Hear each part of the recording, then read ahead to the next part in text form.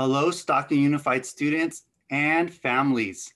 Thank you for being here on our financial aid workshop on what's next and how to get to your goal.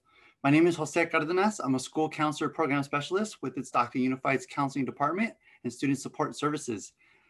Today, we will be talking about the next steps that students will need to take in order to get to their goal of post-secondary education. Before we get to that, I want to talk briefly about a role of our school counselors. Our school counselors in Stockton Unified have been working diligently to implement a multi-tiered, multi-domain systems of support at all of our sites. During this time, we have been aligning ourselves with the ASCA national model to make sure that we have national standards in place so we can provide comprehensive school counseling programs at all of our sites within Stockton Unified. What this means is you will see school counselors delivering school counseling lessons on academics, on social emotional learning, and also on college and career awareness and readiness. Our school counselors have continued to support students in small groups, in individual counseling, and student planning. We continue to consult and collaborate with our administrators, our teachers, our students, and our families to ensure that we provide the best services possible. These workshops have been held once a month, and this is one of our workshops in our series where we really briefly want to discuss the importance of following through our paperwork and making sure that we get to our next steps. And so today's workshop will really focus on different aspects of the financial aid process, but also different aspects of getting into your post-secondary education. But before we go to that as well, I just want to stress the importance of our students' mental health. It's important to talk about mental health, especially not only during this month, but to talk about mental health before your students leave off to college or when they're in school. Our students' mental health during all of this transition, all of this, it's very exciting, but it's also very nerve-wracking for our students. We want to make sure that we have those conversations to ensure that they have the proper support, not before they go, but also when they are at their institution. Students' mental health is one that takes on a lot of stress, and sometimes they don't know how to talk to their families about that. So don't be afraid to talk to your students or have your students talk to someone at the university to ensure that they have the proper support when they go on to the university.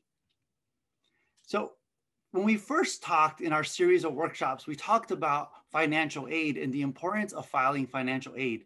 This started way back in October, and now we are getting to a part where financial aid, if you haven't applied, especially in California, they had extended the deadline to April, and typically it's due by March 2nd. But with that extension of deadline, other students had the opportunity to apply. But there's still students out there that haven't applied for financial aid. And in order to get free education at any community college, you must apply for financial aid regardless of income status. So regardless of income level, you want to make sure you apply for financial aid so you can get free college at a community college. Or financial aid is all the way through June. And that's important to understand because you might have missed the Cal Grant, which is an additional sets of monies, but you're still eligible to receive financial aid through June. So for those students and those families that haven't applied for financial aid for the next school year, please make sure that you file for financial aid as soon as possible in order to get any remaining funds that exist. So now we're going to talk about what's next. And it also says, ahora qué hacemos, right? What else are we going to, what should students be doing?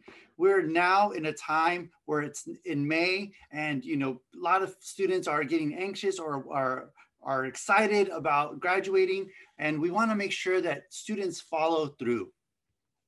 And so during this time, we want to make sure to really cover certain topics because last time when we discussed submitting financial aid, we need to talk about what's next.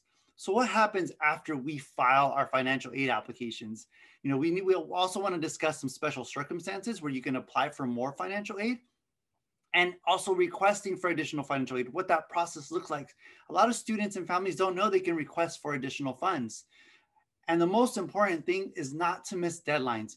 Many of our students, many of our college, our scholars, they miss certain deadlines. And when they miss those deadlines, their admissions applications get revoked. And so we want to make sure that everybody's admissions continues and students follow that process. So we're going to go in a little more detail what that looks like.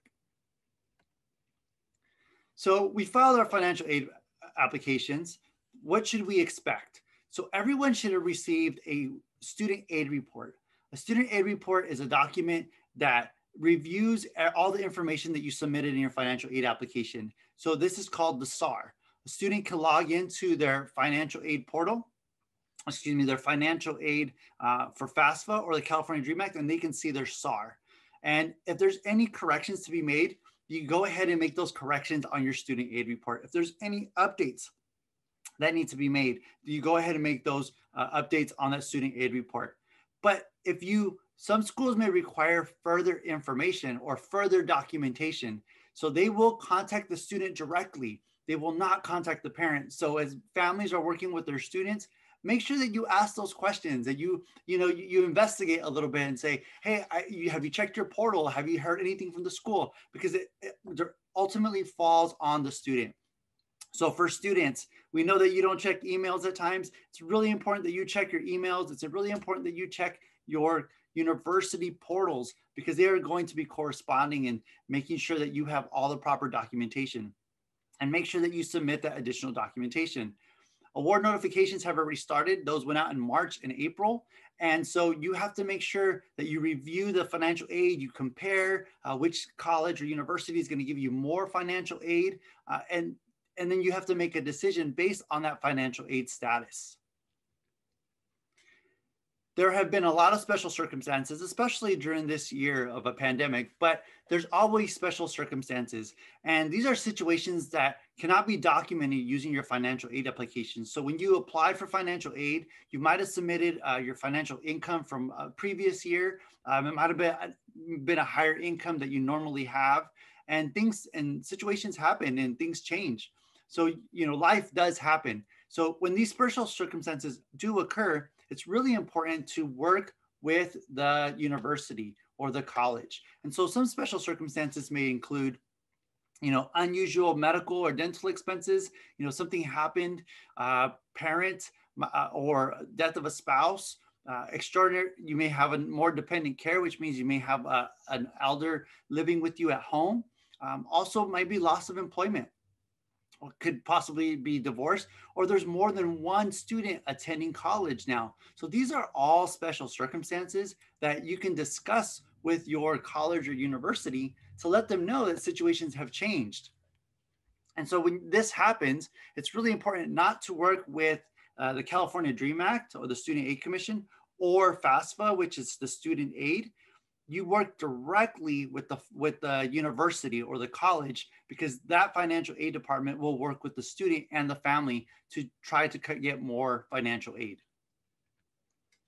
So did you know that you can request additional financial aid or modifications to your award? A lot of students don't know that. Usually they get their financial aid award letter, they get really excited, they go over the documentation, they get a lot of money in federal Pell Grant or Cal Grant. So it's super exciting. And then they get another award letter from another institution, but then they notice there's something different. That one maybe gives more in free financial aid, while another one provides more loans. What you can do is you can contact those universities directly to their financial aid, send a written explanation, letting them know, I've had a special circumstance, something has changed. And you can start to have those conversations with that college or university. The college will review that letter or that information, or there might be additional documentation that's requested of you. And so you will have to provide that documentation. So it's really important, again, to have those conversations. A lot of students feel what they get on their financial aid awards is what they get. And you can petition or you can request for more financial aid. So it's really important to have those conversations, especially if there's been a special circumstance. So one of the examples that I had here is, in order to request financial aid, you have to make sure that you do not make your appeal to the U.S. Department of Education or the California Student Aid Commission. I know when we file financial aid applications, either the California Dream Act or the FAFSA, those are going to state or federal institutions. But when you do request additional funds, you have to work specifically with that university of choice. So one of the examples that I have here is, if maybe I'm a student who is accepted to UCLA and Washington State University, Washington State University might provide me more financial aid, you can contact UCLA's financial aid department and request for a funding match, which, to let them know, I received more financial aid from Washington State. I really want to go to UCLA. Is there any way you can match this funding? And more often than not, especially students of California, they try to keep our students within California. So you may receive additional funding from that university. So it's really important to contact them and to have those conversations and not to be afraid to advocate and to speak up. Again, this is a tool that's been used for years where students did not know they can appeal their financial aid and request for additional fundings. So make sure that as parents and as students, you advocate, especially if circumstances have changed. So students must check their student portals. Every student when they're accepted, they receive an email stating to please create a student portal. Once you've created your username, your password, you must make sure to check your student portals. Within your student portal, you will have different financial aid information. You will have any additional documentation that you must submit. It will have a checklist or a to-do list, making sure that you follow each and every single one of those deadlines. Students may open up a portal and never check back on their portal. It's, again, really important to check your portal because the universities and colleges can see if you've gone on to check your portals. So if you ever call them and say, I haven't received any information, they can look to see if a student has created their portal and how many times they've checked it. So it's really important to check your portals at least once a week. As deadlines become closer, probably check it twice a week, but this is going to be the only way the universities and colleges correspond with students is via their portals. And you will have all your to-do and you must upload any extra documentation here. So this is just an example of a financial aid budget. I wanted to show this example because this is the first thing students get, and it'll look different and it'll vary upon each different university. So this is one that looks more similar to a California State University system. And so the first thing you get is an estimated financial aid budget breakdown. And so they'll break down about how much it's going to cost both in the fall and in the spring. So they break it down by books and supplies, by food, by health insurance, housing, any miscellaneous things that people may need. Also travel, tuition and fees. And again, these are all estimates. The biggest number to pay attention to is that tuition and fees. All the other costs will definitely be costs, but those costs all vary. The tuition and fees are the ones that are pretty set, but all the other fees can vary. So for example, if I live at home, my food expense might be a little higher, maybe a little lower. My housing expense, again, might be a little higher, a little lower. If I move away far to a college or university, I may need to travel a lot more. So again, those fees vary, but the tuition and fees stay pretty consistent. So those are the fees to look at. When parents get this initial email and students get it, this number throws them off. As you can see at the bottom number, it says total cost of attendance. It says $19,000. As a parent, right away, it's sticker shock. It's too hard. That's too much money to pay. But this is not the numbers we're really looking at. Again, we're looking at tuition and fees, and then we're also looking at housing. And I'm going to show you a different breakdown that colleges offer. So this is the initial financial aid award that you get, and then you have to make sure that you click to your next section. So the next section is called a financial aid award summary. So your financial aid award summary is your actual breakdown of how much financial aid the student is going to receive. And by that, as you can see here, it says the award description. So under the award description, it'll list your federal Pell grants, any other grants, loans, maybe a couple of scholarships in there. And then it gives you a different category. It breaks it down if it's a grant, if it's a loan, a scholarship. Those are pretty significant. If you know that grants and scholarships are free money, any loans is money that you have to pay back. And then the next category says, how much money is going to be offered? That's the one where parents really look at. Well, how much money is my child going to be offered? And then there's a next section of how much you're going to accept, because this is where you have to tell the college or university if you're going to accept. And because a lot of this lives now on a digital world, students just really click boxes, save and submit to see what financial aid they want to get. So for example, if this student receives a pretty handsome financial aid award, maybe they don't want the loan. And so if they don't want the loan, that's something they don't have to accept. You can accept or decline any awards. Most students that I've seen will always accept the grants and scholarships because it's free money. And the loans could be subsidized loan, unsubsidized, or a parent loan. And so oftentimes a lot of students and parents really talk about if a loan should be taken out. If you can get as many scholarships and grants as possible, that's the money that you really want to get. And so one of the things that we tell students all the time, and and it's really hard for students, is to make sure that if a college or university asks for additional verification forms, it's going to be on their portal and it's going to tell them which forms exactly they need to submit. But students have to make sure they submit it by the deadlines that they are asking. And there are varying deadlines. So we had maybe a March 2nd deadline that got extended to April, but then college and universities have other deadlines in place. They have deadlines of May 1st of making sure that students sign their intent to enroll. They may have a deposit deadline. They may have also orientation deadlines. There's varying deadlines that occur. And if students do not follow those deadlines, their admissions gets rescinded, which means it gets taken away or it gets taken back. And they can also lose their financial aid. So it's really important if a college or university in your portal lists any deadlines or any verification forms that need to be submitted.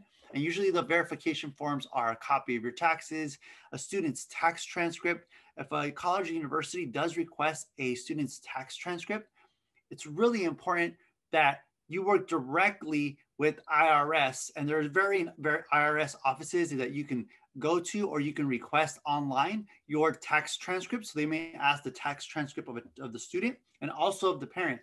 Usually they ask of the parent, but if they do ask of the student, and maybe a student didn't work, they still have to request a tax transcript showing that they did not file taxes. So again, if a verification form is asked and there are deadlines in place, please submit before the deadline or on the deadline. If you miss those deadlines, you can lose your financial aid. So once you've submitted all your documentation, you're following your portals, meeting those deadlines, there are other additional steps that students are not often aware of. In order for students to receive their Cal Grant in the state of California, students have to create a Web Grants for Student account. And they have to select the college of attendance. So some students are pretty savvy. They get on, they create a Web Grants account early in their senior year, and they selected a college or university that maybe they're not going to attend or they didn't get accepted to. It's important to log back into your Web Grants for Students account and to select the college or university that you will be attending. That's going to be very important. And also to put on there when you're going to graduate. For students who maybe never created a Web Grants for Students, you would go to the website mygrantinfo.csac.ca.gov, and you would create a Web Grants account for students. You would put in your information, and then you're going to make sure to select your college of attendance. Again, in order for you to get your Cal Grant, you must create a Web Grants account. It'll list all of your Cal Grant information for how many years you will receive it, the amount, and what school it's going to be awarding you this financial aid. So please create a Web Grants for Students account for all students who will be receiving a Cal Grant. So students who are males specifically who are 18 to 25 years of age must register for the Selective Service. So we have a lot of students in the 12th grade who may be 16, 17. And so when they filed their financial aid, and they might be 17 years of age, back in October, November, December, maybe they weren't 18 at the time. So they selected that they did not need to be registered for Selective Service. But now it's getting closer to the end of the year. Maybe they turned 18 now. Students must register, especially males who are 18 to 25 years of age, must register for the Selective Service in order to get their financial aid. This also includes students who are Dreamers. So students who may have filed a California Dream Act must also register with the Selective Service in order to receive their financial aid from the state of California. And students who filed the FAFSA must also register for the Selective Service if they filed, if they're 18, between the ages of 18 to 25. So if you're a student who maybe is 17 when you graduate, you don't turn 18 till the following year, you must make sure that you register for the Selective Service, especially before the next cycle to apply for financial aid. This is a huge step that often the students miss, and they wonder why they're not getting financial aid. They may have a hold on their portal for financial aid, and it will state that students need to make sure to file their Selective Service and submit proof that they submitted their registration for Selective Service. So again, look at your portals. If it does have that, make sure that you register, you get your confirmation, you take a screenshot of that, and you upload that to your student portal. So again, this is another step to make sure that you get your financial aid. You only have to do this once. Once you do this once, then you'll have all the verification ready to go. So make sure that you remember to register for the Selective Service if you're a male between 18 to 25 in order to get your full financial aid.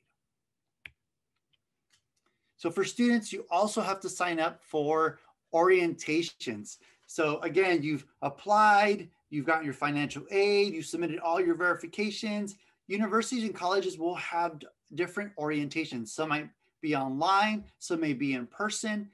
They will have varying dates. So they try to accommodate students to make sure that they are available during the summer to go to orientation. Orientation is really important because it helps bridge and it helps with that transition to know all the resources on campus, to meet different counselors on campus, but it's also to get to know the clubs and the students and to get to know the campus. So please sign up for those orientations. Some orientations do have fees and they're not included as part of your financial aid package. So because they're not included as part of your financial aid package, make sure that you request a fee waiver if they have one, because most colleges and universities do have some way to waive those fees, especially if you're eligible for fee waivers.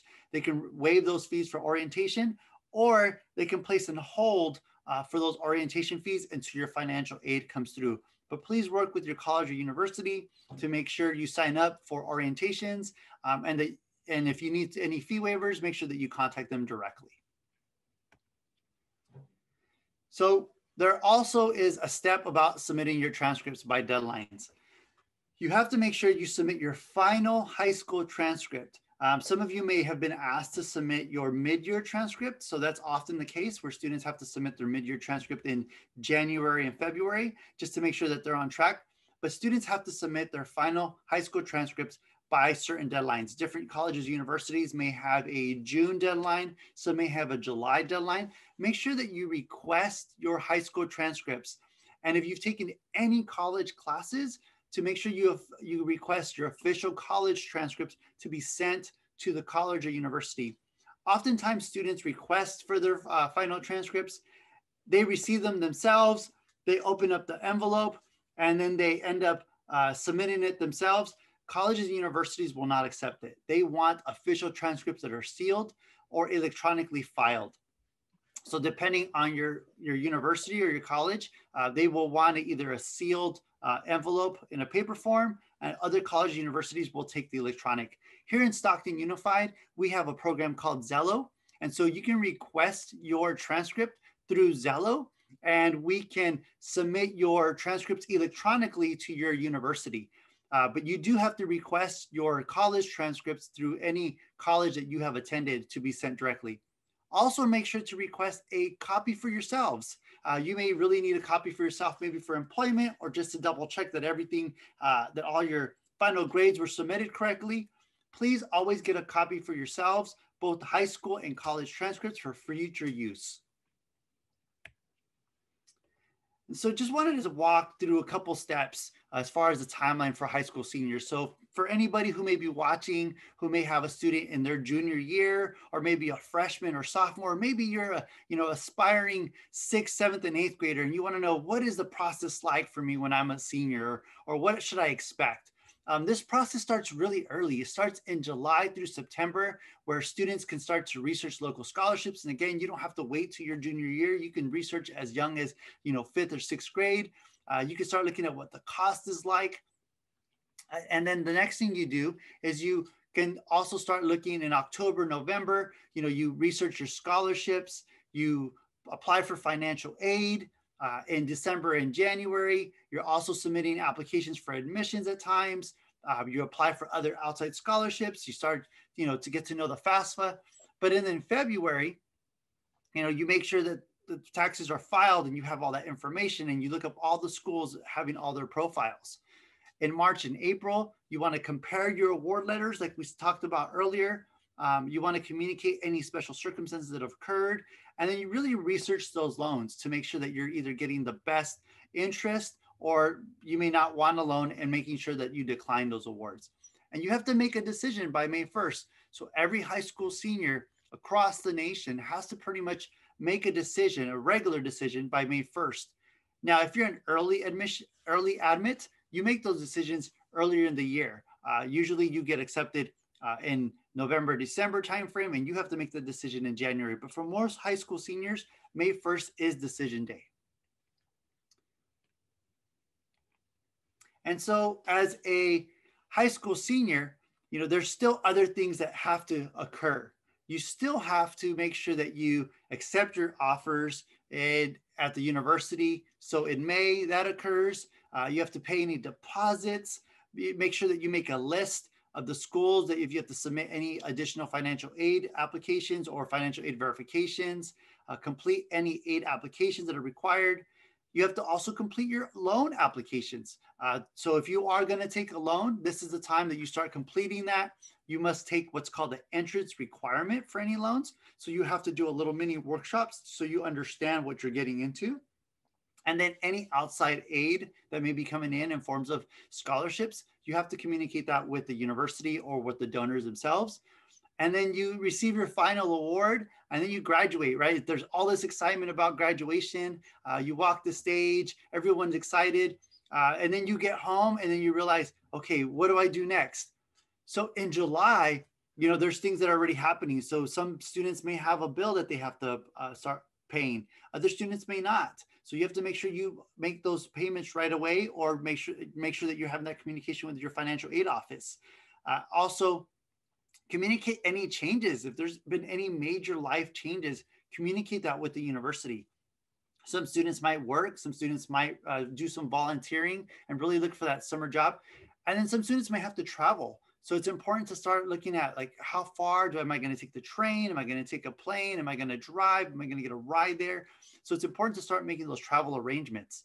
And then it gets exciting, right? You start to pack, you get ready to go, you find out who's going to be your roommates. You start to monitor your accounts, making sure that you're ready to receive that financial aid. You attend orientations, and then those first days of classes begin. And a lot of students still need to work, so they find a campus on job, especially if you're doing work study. You want to look for that campus on at the job on campus, and then work part-time on campus if you can. But then in October, when you're already in college and college begins, you have to make sure that all of your financial aid shows up on your account, because you will have to have an account. And then making sure that you know all the deadlines, because you will have to renew your financial aid starting October 1st. So I know it's exciting and everything has happened and you finally got your financial aid, but make sure that you continue to renew your financial aid every October of every year that you're in college, so you can get additional financial aid. And the last thing is to study hard and have fun in college and really get that experience. And when you're making your decision for college, and this is really for parents and for all students, is that we always look at the cost, and cost is real. It's a real thing to all of us. And we want to make sure we get the best return for our investment. But it's not always about cost. You also have to consider other benefits. Does the college or university offer an internship? Do they offer any study abroad opportunities for my student? What majors are offered, and how many students are actually in that major? Does my student feel like this is a good fit for them? As you can see, this student here has a big sweater, right? And that sweater doesn't fit. It's still keeping the student warm, but it doesn't fit. We want to make sure that the campus is a good fit for students. Every campus has an education, but not every campus is a good fit for students. And so the students want to make sure that it's a good fit, that it's a conducive learning environment, that they're going to be productive, and they're going to also have a good graduation rate. That's important to look at. If you're looking, a lot of parents, want to look at community college, or they want to look at, institutions that are closer to home. You want to make sure you look at the graduation rate and see if students are actually getting a degree. You want to send your child to where they're going to get their degree. What systems of support are embedded at the college or university to ensure that happens. You also want to see how far it is away from home. For some students, they want to be super far from their parents, and for some students, they need to be closer. Also for families, right, to stay connected. You want to look at where the distance, the location, and then you also want to look at what that loan debt at graduation is. So, colleges and universities are able to show how much debt students have when they graduate. So you want your child to have the littlest amount of debt as possible, if anything, almost zero debt, to get their education. And you also want to look at the average time to graduate. Some colleges, universities, they guarantee that students will get a degree in 4 years. And other colleges, it takes 7 years. You want to make sure your child gets their degree, either a BA or 2 degrees within that 4 to 5 year time frame. And then also look at employment post-graduation. What type of jobs are students receiving once they've received their college degree from that institution? So really important other facts to look at. It's not always just about cost, but also looking at other benefits to consider for your child long-term, making sure that they have the best opportunities when they go off to college or university. So I just want to share some things about this concept called summer melt. This concept called summer melt has been around for quite some time. And summer melt is usually the time when our high school seniors or our new college scholars are ready to go off. And everyone is excited. You've had your graduation parties. Students might take a little vacation, or they're working. They get so busy, they forget about school. And because of that, they think I'm already in, I've already completed everything. Sometimes students do not follow through. And when students don't follow through, this is when admissions get revoked. It's really important that students and families stay on top of anything that's required of them. Usually parents are unaware that this is happening. And the reason parents are unaware is because parents are so used to getting correspondence or getting information from the high schools. But at the colleges, they're not speaking to the parents anymore. They're working directly with the student. So as a parent, just like you would ask your student, have they cleaned the room? You ask them a few times, you go and check the room to make sure that that's clean. You want to make sure that the students have submitted all the documents that they have. I have had a lot of students tell their parents, yes, I already did it. I took care of it. And then when we looked and their admissions was revoked, a student did not follow through and the parents had no clue. So families, please just stay on top of your students to make sure that they submit everything. And then really, students are a little bit lost because they were receiving all of this assistance the entire time, through their high school. And then it's the summertime, they want to know, who can I ask for assistance? My high school counselor may not be available. They might be on vacation. The schools might be closed down. Who can they ask for assistance? So students can ask for assistance either from their former high schools, but really they should be working with the institutions where they were accepted. They should be working with their college counselor, with their financial aid advisor or financial aid counselor. They could work with an educational opportunity counselor or an advisor, but make sure that you're working directly with that college or university. Students, we love to continue to help you. We're still available and we're still going to be here for you, but we want to make sure to connect you with the representatives from those colleges and universities. So when senior year ends, now what? So we've talked about all of this, now what should I do after I turn in my financial aid? And so some of the things to think about is in May, students have to submit that letter of intent on May 1st. What students often miss is when they receive a scholarship, they should write a thank you letter to those scholarship donors. Those scholarship donors not only appreciate the thank you letters, but they also continue to support the district, or they continue to support you as a student through your educational endeavors. I've known many students receive more scholarship money because they stayed in contact with that donor. So, little things go a long way. So if you did receive a scholarship, make sure that you write a thank you letter to them. And don't forget to request your final transcripts from your high school and also from your colleges. Remember to get a copy for yourself and to get a copy, an official copy that's sealed or sent electronically to the college that you will be attending. And June and July, submit any additional documentation that are being asked of you. Some of you might have been accepted to some summer bridge or early start programs. Make sure that you attend those programs, that you follow through with what they're asking of you, because sometimes your admissions is based off of you attending those summer programs. There may be an entrance exams. I know for a lot of UCs, students have to take an entrance exam. So you will receive electronic correspondence about taking that. And make sure that you follow up with those colleges and universities just to double check that they've received everything. You don't want to miss anything. In August, enroll for your classes. Sign up for those classes early. Sometimes you can sign up as early as June and July. Submit your enrollment verifications for scholarships. So if you received a scholarship, your scholarships will ask you for enrollment verification, which means you have to show proof that you're enrolled in at a university or college. So it's usually a copy of your classes.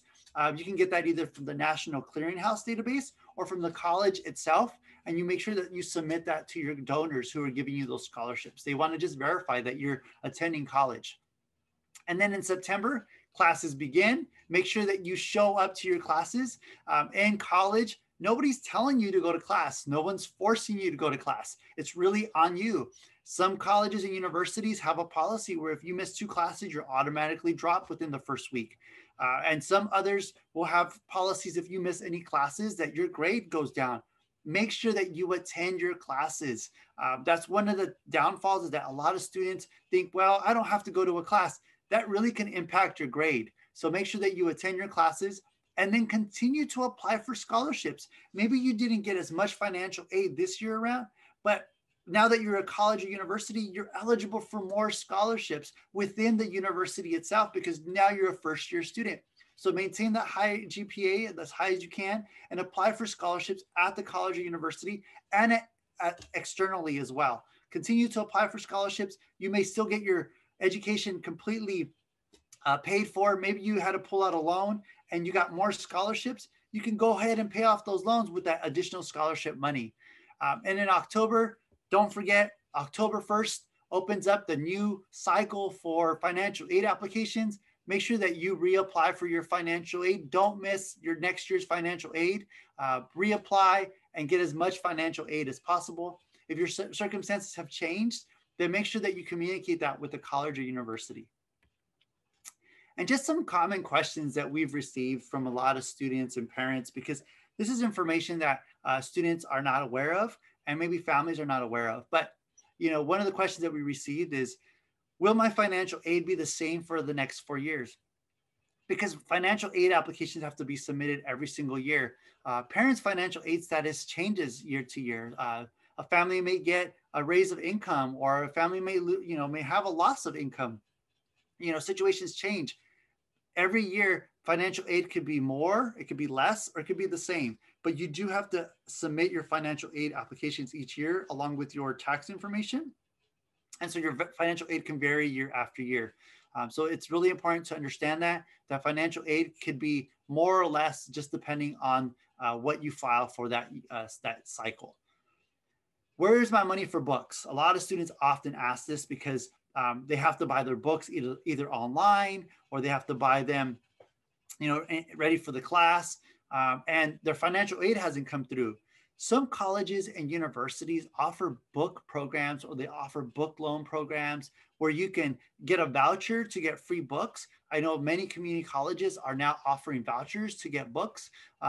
Some colleges and universities may allow you to use any remaining financial aid funds. So if you have any remaining financial aid funds after tuition has been paid, or maybe housing has been paid, that money is sent directly to students, and students can use that money for books. Maybe you received a scholarship. It could be as little as a $50 scholarship, or a $100 scholarship, or even a $1,000 scholarship. Some students receive direct scholarships, which means that money is given directly to the student. And because that money is given directly to the student can use that money to pay for books. So that's where you can get your money for books. And then how do I pay for my classes? So if you receive full financial aid, your fees for your courses or for your classes will be automatically deducted. For those of you who go to community college and receive the California Promise, those fees will automatically be taken into account and pay for your classes. So your classes will be paid for automatically through financial aid. If you do not receive the full financial aid, you will get a bill, and the bill is usually broken down by either the semester or by the quarter. So you can pay payments. You have to pay before the classes begin, and so you can make those payments ahead of time. So again, if you do not qualify for full financial aid and you don't get enough for your tuition, you will have to pay your classes before they start, and you could do that in payments. But most financial aid is paid for out of your financial aid. Most classes are paid for out of your financial aid. So that is usually taken care of. All additional fees, for example, like the miscellaneous, healthcare, things like that, those are fees that usually maybe the students and the parents have to come up with, but not always. But classes are usually paid through financial aid. And so with that said, I want to make sure to let all families know that we really have appreciated all of you coming to our workshops.